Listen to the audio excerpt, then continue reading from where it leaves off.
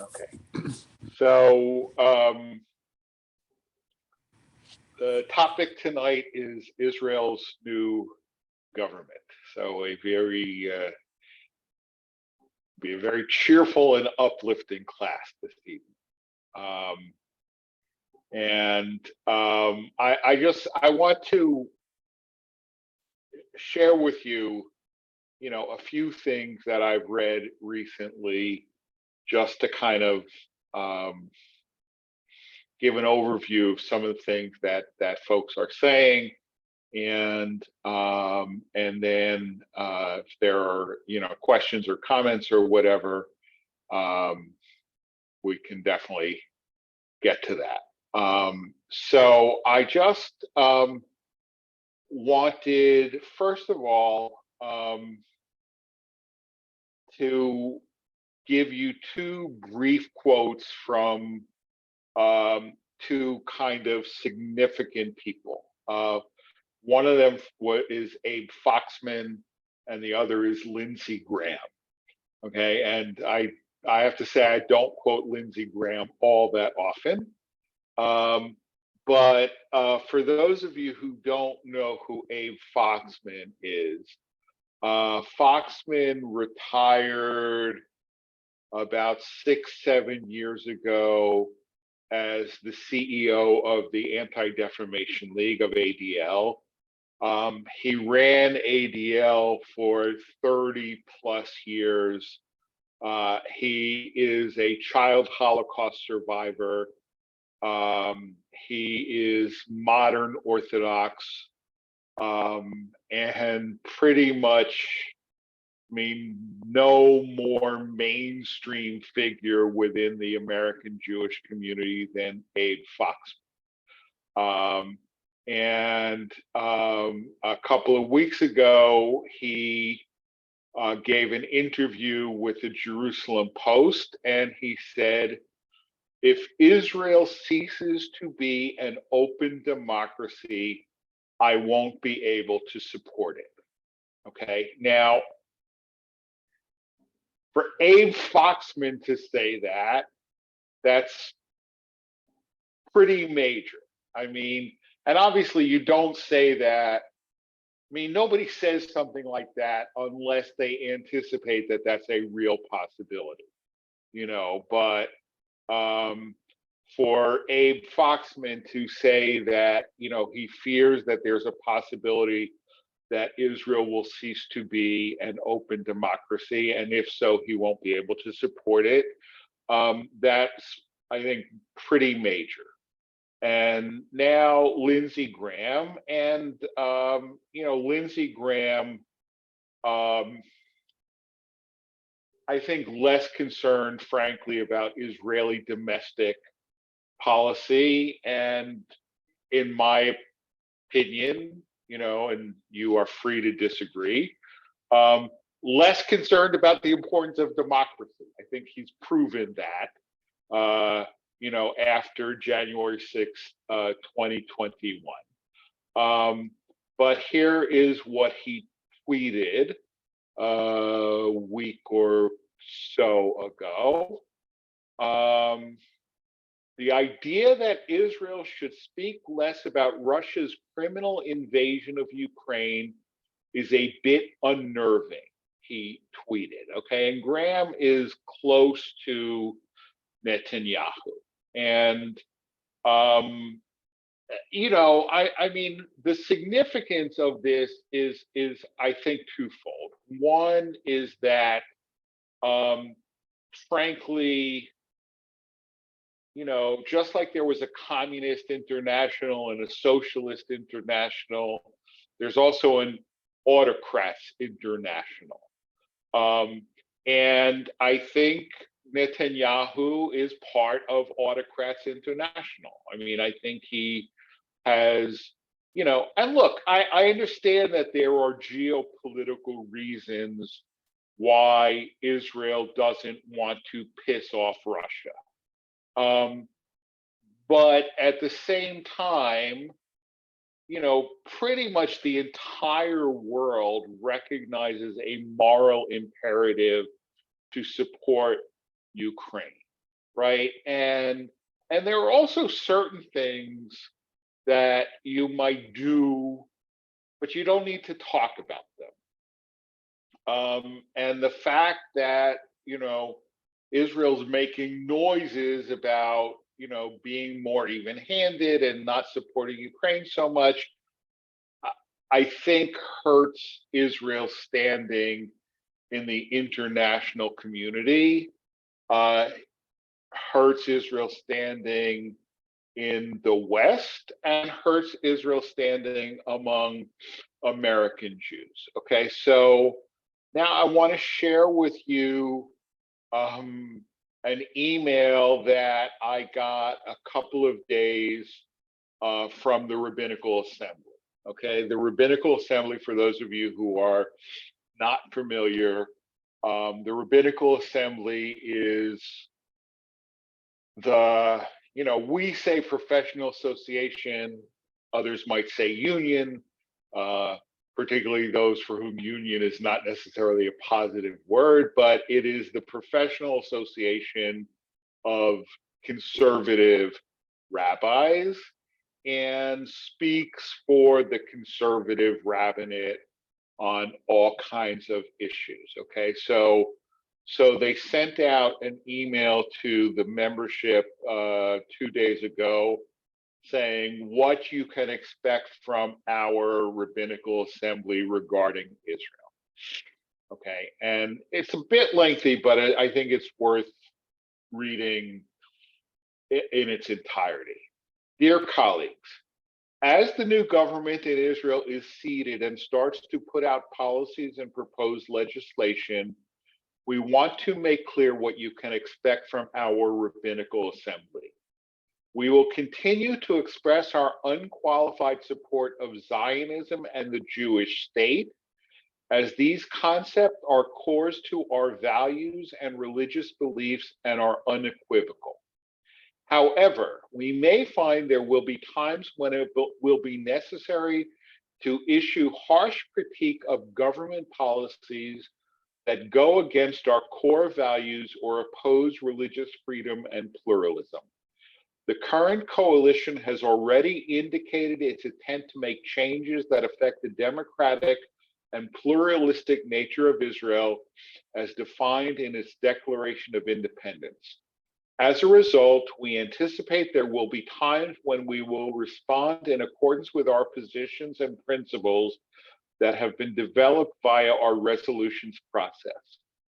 As a global organization whose main office is in North America, we also develop our statements and positions in close consultation with our partners in the Masorti movement. Masorti is the name that conservative Judaism uses outside of North America. Masorti Israel, Masorti Olami, and the Israel region of our RA. Our goal is to advocate from a leadership position reflecting our global membership of 1,600 colleagues and the 1.5 million people who identify with our movement, as well as provide ideas, language, and Torah for our colleagues to use in our own communities. Here are some of the core issues that we shall not hesitate to express our opinions. Religious pluralism is our core issue. We insist that Israel's current government affirm their commitment to maintaining the following well-established precedents acted upon by previous governments. These include recognizing conservative Masorti conversions, both from outside Israel for Aliyah under the law of return and from inside Israel. Affirming the right to pray in egalitarian minyanim at the Kotel, the Western Wall, and protecting those engaged in egalitarian tefillah from auditory and or physical disturbances. Providing consistent substantive funding for our Masorti congregations, youth movement, and Bureau of Religious Services. Humanity and human rights. We proudly stand for the rights of all and champion democratic principles. We will call out racism and other forms of bigotry when we see it. We affirm the human rights and dignity of Palestinian residents of Israel, non-Jewish citizens of Israel, and all those living under Israeli control. How we'll act. We work in multiple modalities. These include public statements and advocacy, behind the scenes conversations, including via coalitions, and through our colleagues and communities. This also means that for a variety of reasons, including a strategic approach, we may not have a public statement in real time on every issue that arises. This does not mean we're not working on the issue or that somehow we approve of a particular policy. We are optimistic and also vigilant. Despite our ongoing and unconditional strong support for the state of Israel, the rhetoric and initial proposals coming from this new government are of concern due to the unusual and extraordinary potential to weaken democracy and religious pluralism. Our need to publicly oppose Israeli government policies in ways that are unprecedented is of concern to us and is not a step we embrace easily. We will be in close consultation with our partners and members. We are always aware that our role is to represent the consensus of our diverse membership and to provide resources to our colleagues. These circumstances are new for us, and we welcome member feedback, positive or with concerns, at any time around our message and resources that are needed. Okay, so any thoughts, comments, or questions on that statement?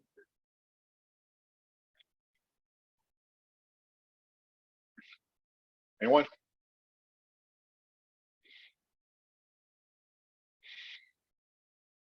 All right, so, to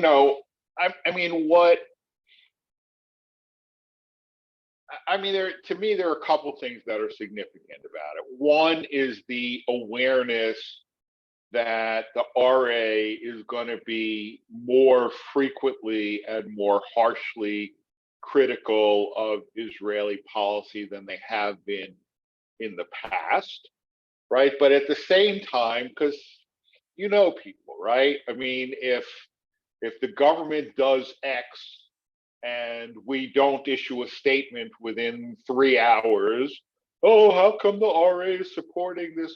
No, it doesn't.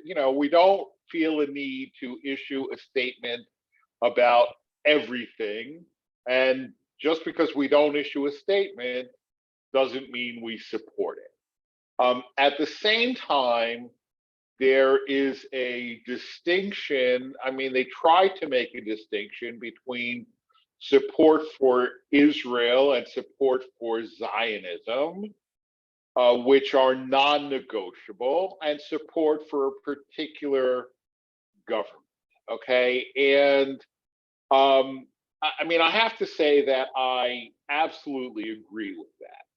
I am a Zionist, right? Having said that, the word Zionism means different things to different people. And to me, Zionism means the idea that, first of all, Israel exists, right? And states do bad things, countries do bad things, right?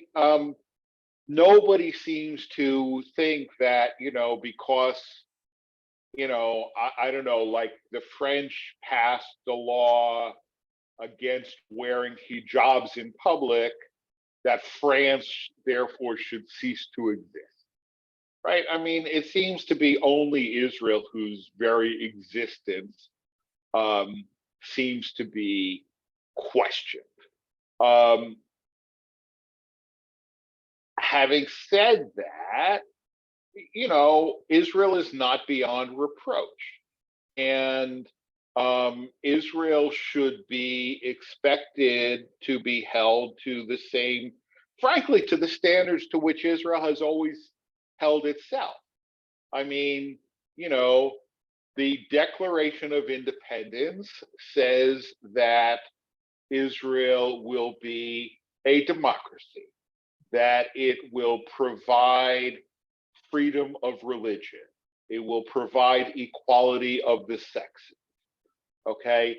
It will provide equal rights to its Jewish and non-Jewish citizens, right? And these are not only aspirational, they have been held by the Israeli Supreme Court because Israel doesn't have a constitution, right? And therefore, it's hard to find something unconstitutional if there's no constitution, right? But the Supreme Court has held that the Declaration of Independence has a constitutional status, and they have nullified or overturned legislation of the Knesset that the Supreme Court found to contradict the principles and promises of the Declaration of Independence, right? And as I wrote in one of my messages last week, the current government is introducing legislation that will allow the Knesset to override decisions of the Supreme Court. I mean, could you imagine if we had a situation in this country where the Congress could override decisions of the Supreme Court? I mean, Toby, I saw you roll your eyes, right? I mean, it's just, God only knows where we would be. I mean, we would almost certainly still have Jim Crow. For one thing, Brown versus Board of Education was very unpopular, and if the Congress could have overridden Brown versus Board of Education, it probably would have. And one person, one vote was unpopular, and if they could have overridden that, they probably would have, and we would be in a bad situation. So. Basically, I think this message is, kind of, fasten your seatbelts. It's going to be a bumpy ride, and this is kind of an unprecedented situation. Yeah, Alan. This is fascinating to me, just from a political standpoint. What real power? I mean, you can make statements about everything, and they get in the press, and then that paper is parakeet cage liner the next day. Right. What real power does the RA have? A statement from the RA have concerning Israel, and that Israel would be concerned about? Um, the RA per se has no vis-a-vis Israel. I mean, the question is,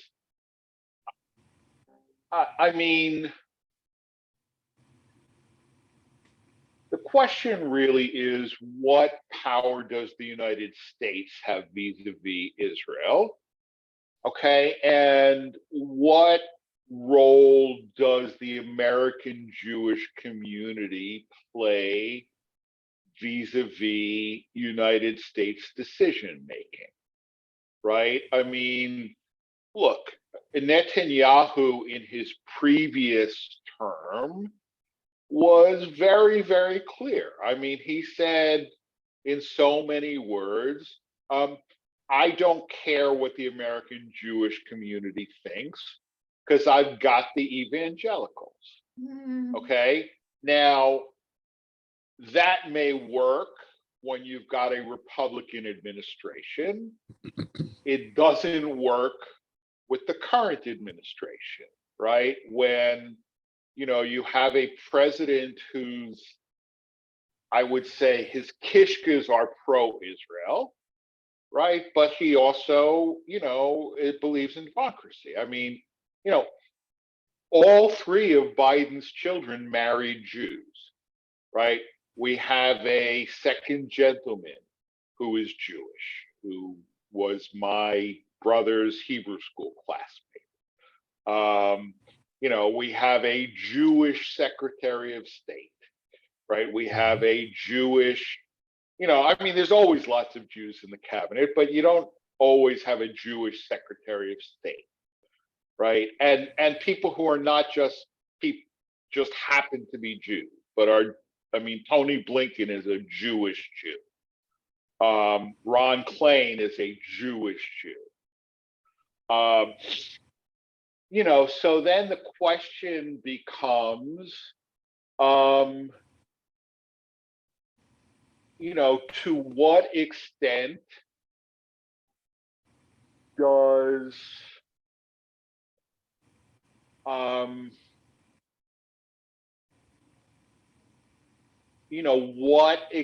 what role does the American Jewish community take in influencing American policy? How much does that matter? And how much are, I mean, frankly, I don't give sermons about Israel very often, okay, because it's a divisive issue. I mean, as I said to a Christian colleague a few years ago, I said, on the one hand, I won't say things that I don't believe.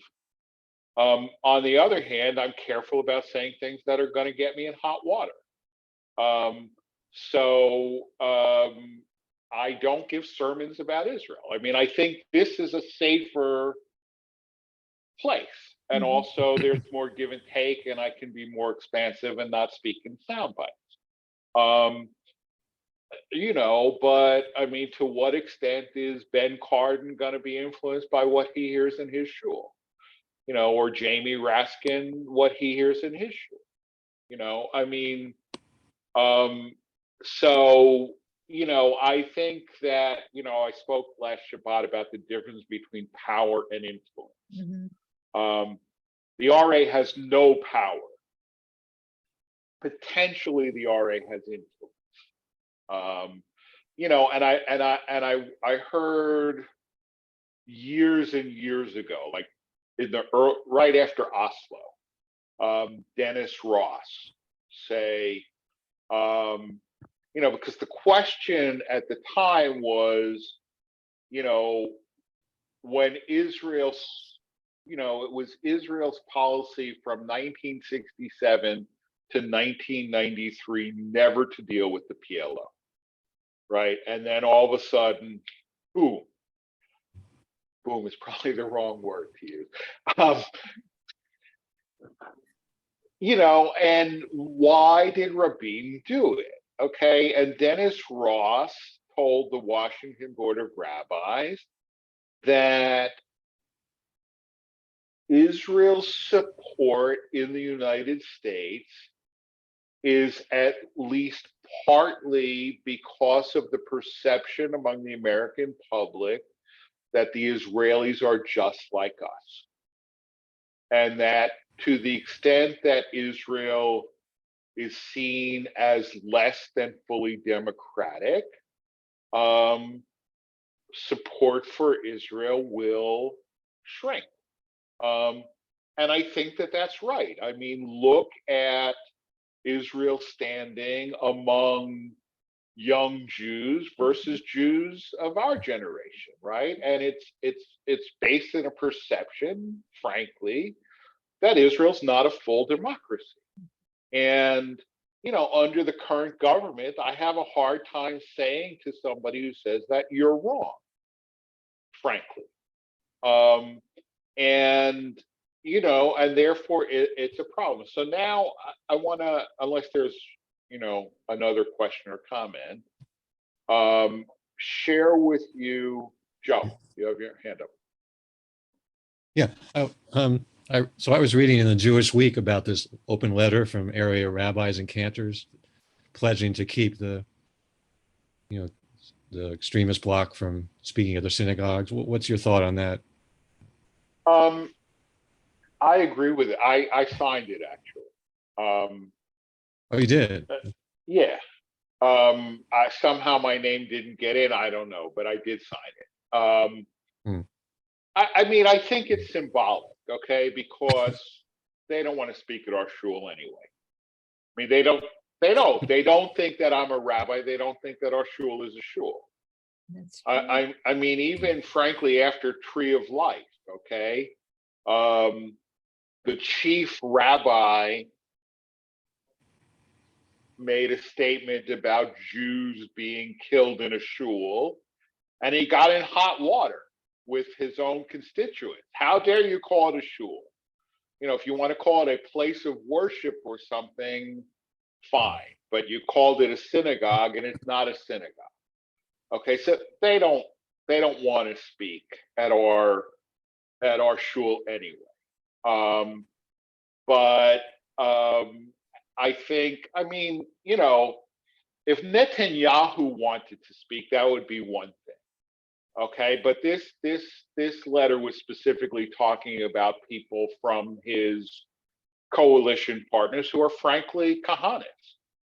And if Mayor Kahana was still alive, would we have him speak in our shul? No, we wouldn't. And these people are just the same. So, having said that, I mean, I don't own the shul. And if the board imagine a situation where such a person wanted to speak in our shul and the board said, okay, it's a board decision. I mean, I probably wouldn't come, but it's not a decision that I would ever feel I could make unilaterally, but it's not, as I say, I think that's a purely symbolic statement anyway. All right, so last week I read an article by a fellow by the name of Hillel Halkin. I don't know that name means anything to anybody but me, but Hillel Halkin is an American Israeli writer and translator. He is the son of Abraham Halkin, who was a professor of Jewish history at JTS, and the nephew of Shimon Halkin, who was a important Hebrew poet. And he is the grandson of Rabbi Meir Bar Ilan. If you've ever heard of Bar Ilan University in Israel, which is the Orthodox Auspices University in Israel, that was named after Rabbi Meir Bar Ilan. And that was Hillel Halkin's grandfather.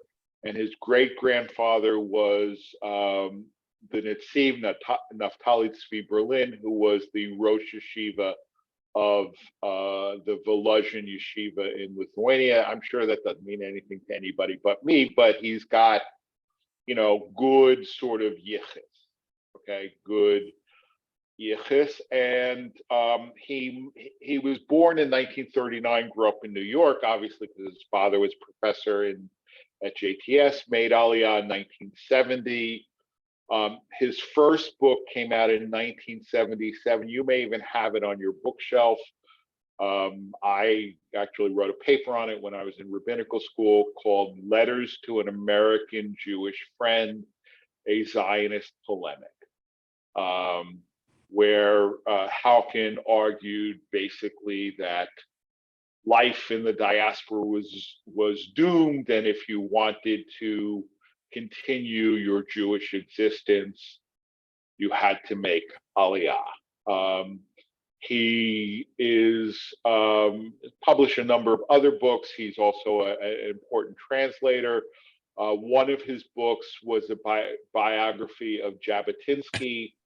Jabotinsky was the founder of revisionist Zionism, which became the Likud. Begin was actually Jabotinsky's personal secretary. So, a very, very mainstream figure. And he wrote an article that was published in the Jewish Review of Books.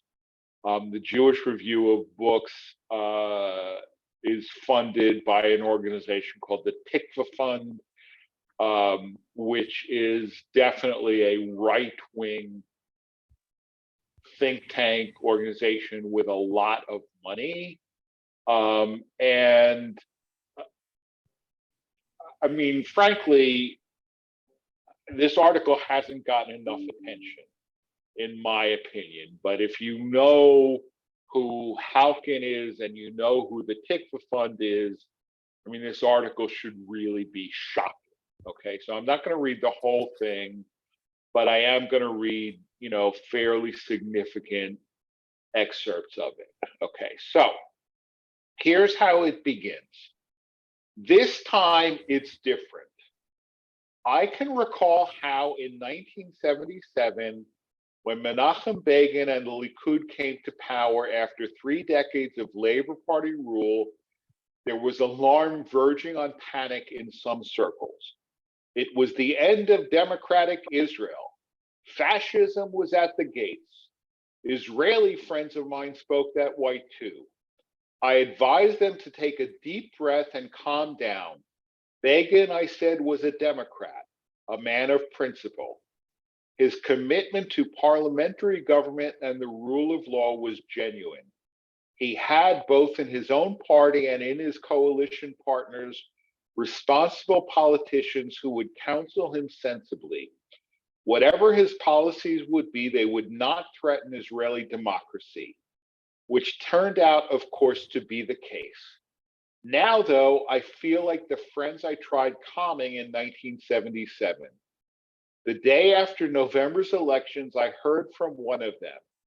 He was the one person in our all-Jewish town to cast his ballots for Arab parties in elections, a professed anti-Zionist whose dire predictions for Israel's future led to stormy arguments between us. 10 years ago, he and his wife moved to Portugal, from where he now wrote, I think I can safely say I've been proven right. I wrote back, you've won the argument.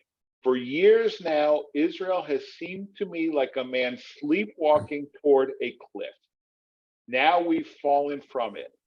I don't know whether this will end with a smash up and a slow, painful recovery or with something worse. If worse, it will be slow and painful too. Okay, so, Israel has been sleepwalking towards a cliff and now it's fallen off. And then he describes, there's more, and then he describes the makeup of the current government.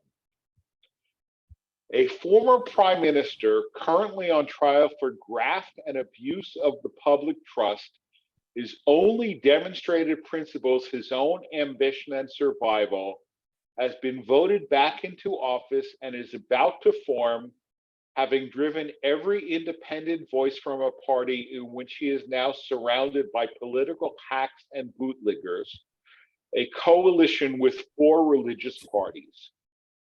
One of these, ultra-Orthodox and Ashkenazi in leadership and rank and file, has traditionally devoted its efforts to promoting the power of its rabbis and procuring all it could from government budgets for its followers and their institutions.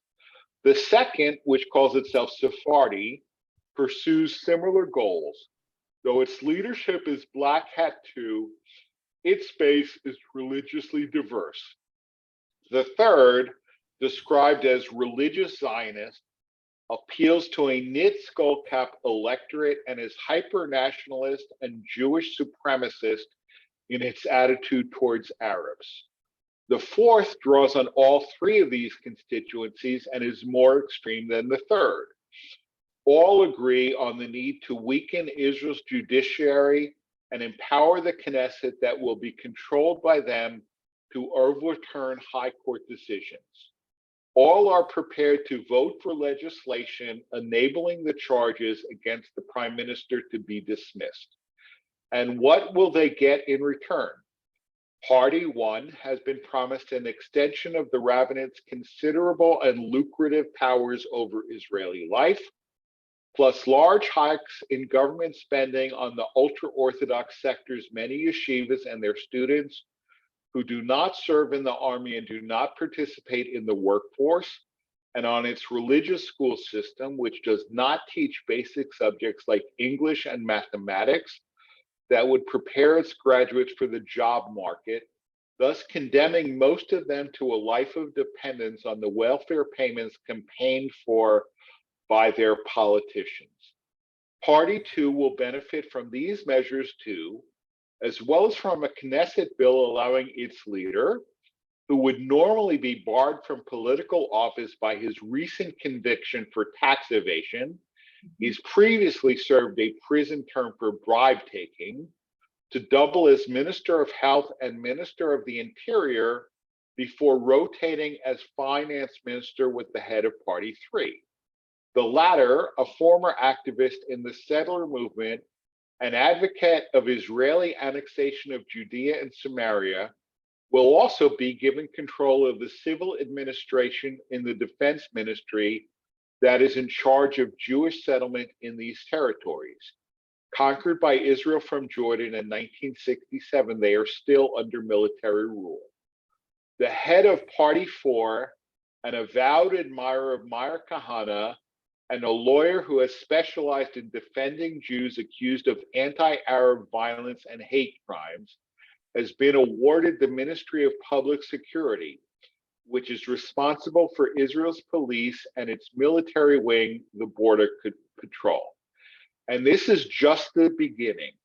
Each day brings developments that were inconceivable a short while ago.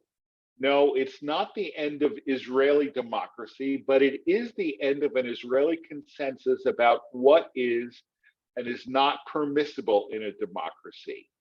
And once the rules are no longer agreed on, political chaos is not far away. Israel has never been in such a place before.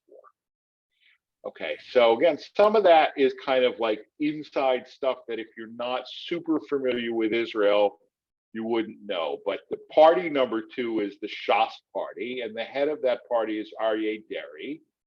And Deri, 20 years ago, went to jail for taking bribes, and then was released from jail and served his time, and then was allowed back into politics, and he was just convicted for tax evasion. And nevertheless, because Netanyahu needs his votes, is being allowed to serve not only in the Knesset but in the cabinet. And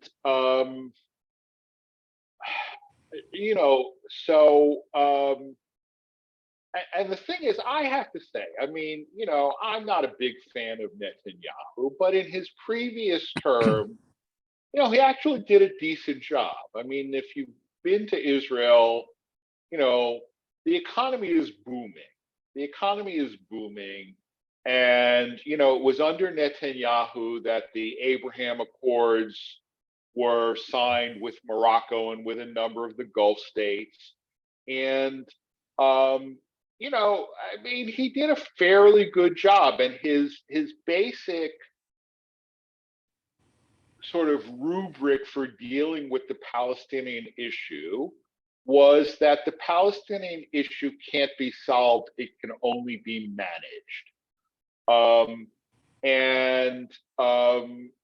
So try to avoid, doing things that were too provocative, and that's why he agreed to promise both Trump and the partners in the Abraham Accords not to annex the territories, and to sort of maintain the status quo and manage it. And frankly, I mean,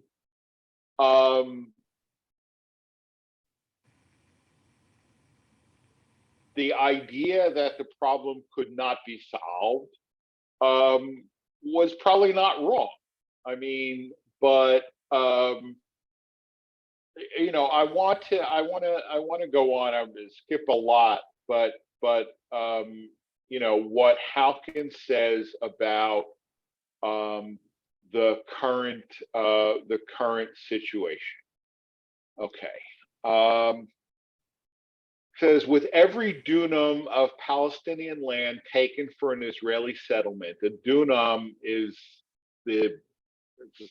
I don't know exactly what it is compared to an acre, but it is the measure of square footage of that they use in Israel. With every dunam of Palestinian land taken for an Israeli settlement, every Palestinian stone thrown at the car of a settler, every act of revenge against a Palestinian village, every Arab stabbing or shooting of a Jew, every army raid to catch the stabber or shooter, every rocket shot from Gaza, every retaliatory strike and counterstrike, every death, injury, insult, and humiliation, the fear and fury, and with them the feeling that the other side is ineradicably evil mount. And each time they do, more Israelis decide to vote for the parties that best express these emotions. They have spilled over to these emotions into Israel proper. The May 2021 riots in Israeli cities, in which Arab mobs torched synagogues and Jewish property, and Jewish mobs attacked and sought to lynch Arabs, were unprecedented in the country's history. Israelis were shocked by them. They thought that what happened on one side of the 1967 border wouldn't cross it. It did. And more forebodingly yet, Israeli youth have been shown by poll after poll to be more extreme and dismissive of democratic values than their elders. According to a survey last year, a quarter of all non-religious Israelis between ages 18 and 24, and half of all religious ones, thought Israel's Arab citizens should be stripped of the right to vote. Yet why should this surprise us? The main contact with Arabs that most of these young people have had has been while serving in the territories as soldiers. Some of them may be disturbed by having to act there as the masters of a people who have no rights, no freedom of movement, and no one to protect or defend them except the corrupt Palestinian Authority that has little power itself. Many, however, accept this as the natural state of affairs. Many fail to see why it should not be extended to Israel itself. Okay, and then he goes on to say, you've talked about, as I mentioned, that, prospects for Israeli-Palestinian peace were not bright for a long time. He said, but post-1967, most Israeli governments recognized that without a resolution of the Palestinian problem, Israel was headed for disaster. In its standard formulation, this meant that unless Israel relinquished control of most of the territories acquired in 1967, along with their millions of Arab inhabitants, it would eventually have to either grant these inhabitants citizenship and cease to be a Jewish state, or continue to deny it and cease to be a democratic state. A binational Israel that would inevitably implode from within, or a morally repugnant Israel ostracized by the world and deserted by many of its own citizens. Such would be the intolerable choice if Israel failed to extricate itself from the Palestinian quicksand. Okay, and this, I think, is kind of like the key, right? Is that forget about the status quo being bad for the Palestinians. It's bad for the Israelis. It's bad for the Jews, right? Because, Israel is premised on being a Jewish and democratic state, right? And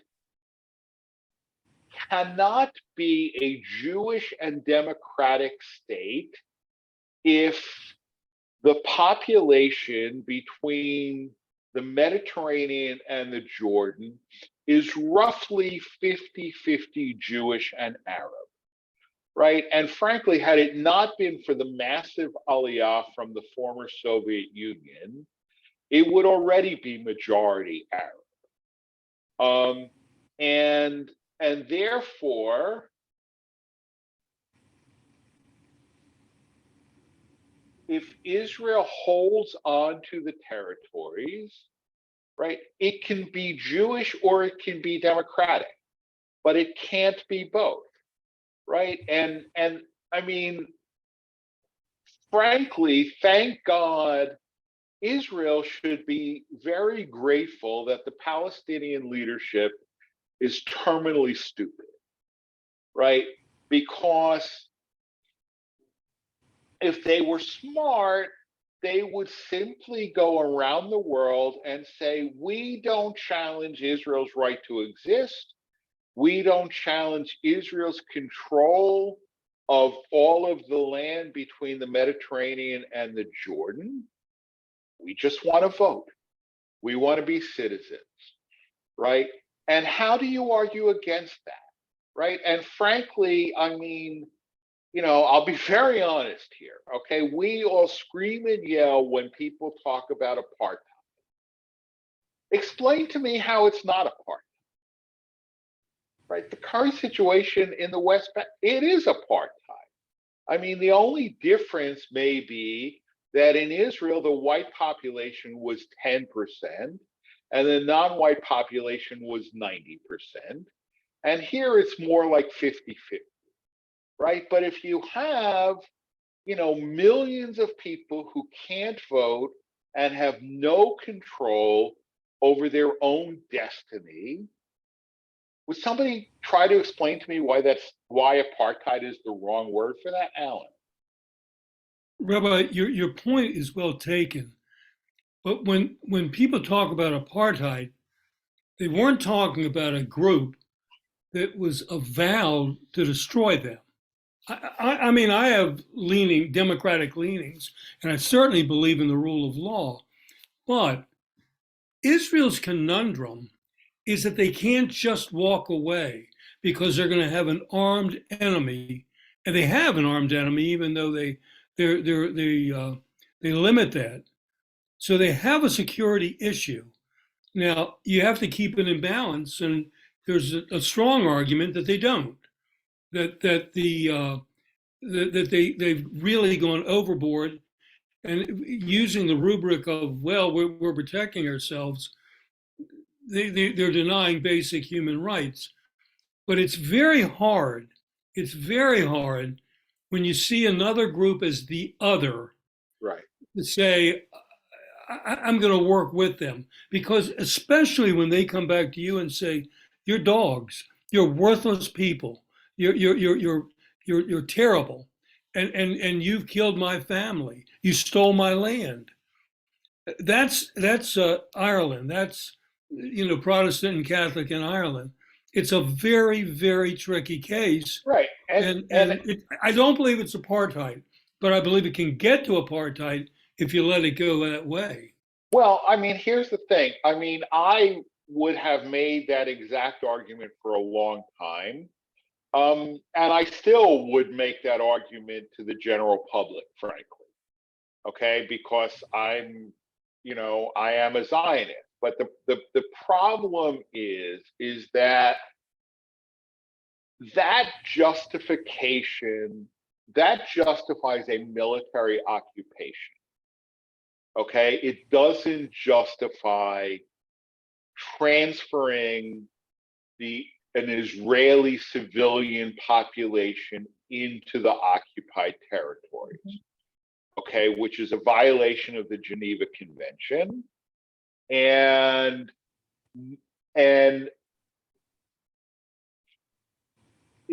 look, I mean, for a long time, I resisted the conclusion that the two-state solution is dead. Okay, but it's dead. You have 500,000 Israelis living on the other side of the Green Line. I mean, uprooting 5,000 people from Gaza was a national trauma, right? Uprooting 500,000 people. Now, in principle, there's no reason why you couldn't have, just like you have Palestinian citizens of Israel, there's no reason why you couldn't have Jewish citizens of Palestine, right? Except that the settlers don't want that. The whole point of the settlement enterprise is to prevent an Israeli withdrawal. Okay, and therefore, and because it's not solvable, right? I mean, it's just not solvable at this point, and that's why the hatred grows from both sides, right? And Halkin certainly has no kind words for the Palestinian leadership, and neither do I, right? But that doesn't absolve you. I mean, if you go into court, right, and the fact that, you know, your client's adversary may be an SOB doesn't absolve your client of their own basic responsibility, right? And this is the dilemma, right? And essentially, I mean, time is on the side of the Palestinians. It's not really on the side of of the Israelis. Okay.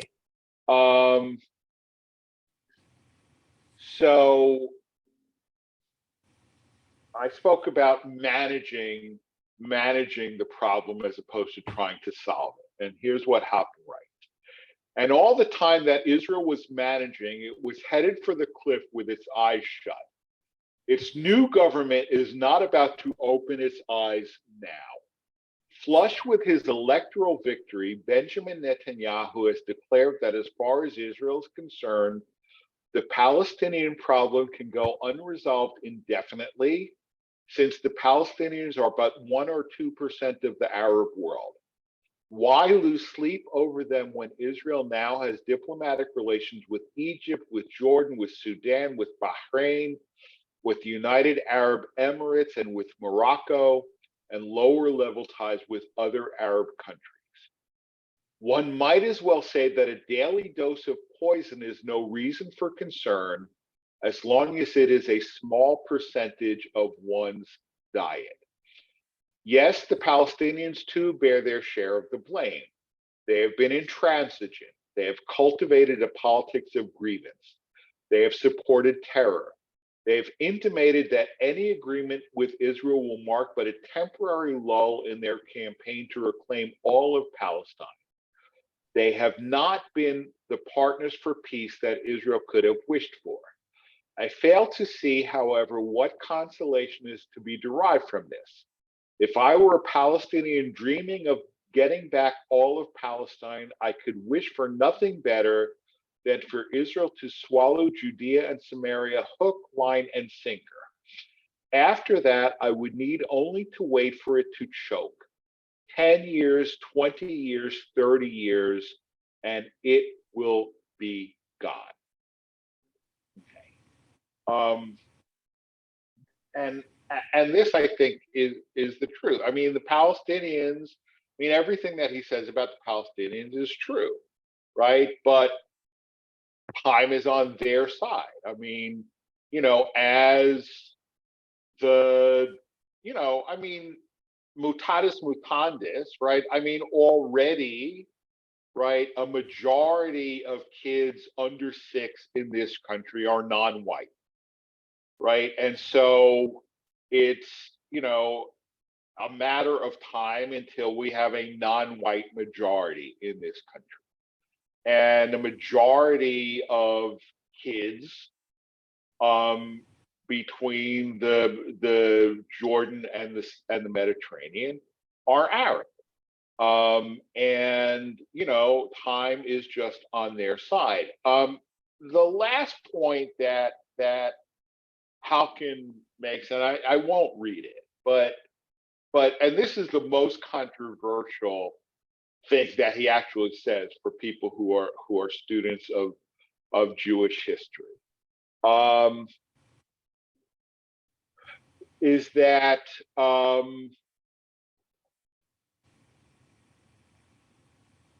right. So, with God's help, recently tweeted our new proconsul for the territories, Finance Minister Bezalel Smotrich. We in the incoming government will accelerate Israeli settlement in all parts of the land of Israel. With God's help, Be'ezrat Hashem is a ubiquitous phrase in the conversation of Israel's Orthodox. God's help will be needed if Smotrich has his way. When you can think of no rational reasons for hope, you turn to irrational ones. Mm-hmm. The steady drift toward religion in Israeli life in recent decades, so opposed to the trend in Western countries, is directly related to the Israeli-Palestinian impasse. Israel's religious right is often accused of being messianist. It isn't, not really. The Smotriches and Ben-Gvirs do not believe that the Messiah is knocking at the door. They merely believe, as do many of the Israelis who voted for them, that God is on their side. So do the ultra-Orthodox who make common cause with them, though they may ascribe to God different priorities. Okay, and Halkin's concluding point, and this gets back to his 1977 book, and it gets back to something that I've said in some of my classes and sermons, that Zionism, as it was originally formulated, was a rebellion against Judaism. And Halkin's point is that, if you say, in other words, Halkin says that the Israeli Orthodox don't act rationally, and they don't feel that they need to act rationally because God is on their side. And the whole point of Zionism was, we can't rely on God, we have to rely on ourselves. Okay, and that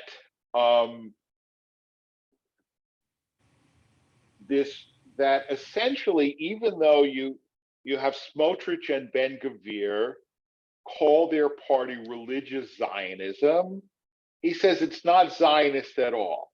That the current trend in Israel represents the triumph of Judaism over Zionism.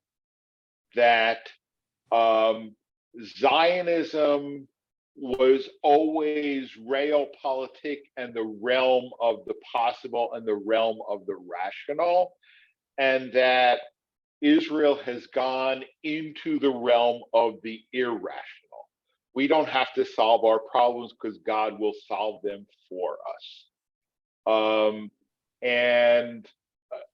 He sees this obviously as fraught with difficulty. And he says, there is something, however, that I do know. Zionism aspired to wean the Jewish people off the belief that God was on its side and could be relied upon to rescue it from its predicaments, that it should rely on God rather than on itself because it was God's chosen. This was precisely why most of the rabbis of Europe, where Zionism arose, and especially of Eastern Europe, where it struck its deepest roots, fought it tooth and nail. And now with Benjamin Netanyahu in tow, these are the forces dragging us into the abyss. To my friend in Portugal, I wrote, if there is still a difference between us, it is that you take satisfaction, though I hope not just that, in what has happened, and I feel only pain. And there is another difference too. You put the blame on Zionism and I put it on Judaism, of whose fantasies and delusions Zionism sought to cure us, only to become infected with them itself. Zionism wanted to make us a normal people. It failed and grew warped in the process. Yet today too, I honor over the years. Yet today too, I honor the physician who sought to heal the patient rather than save only his own skin. Okay. Then he concludes, we're over the cliff and falling, and no one knows how far down the ground is. I wrote my friend, what more can I say? We're both old now.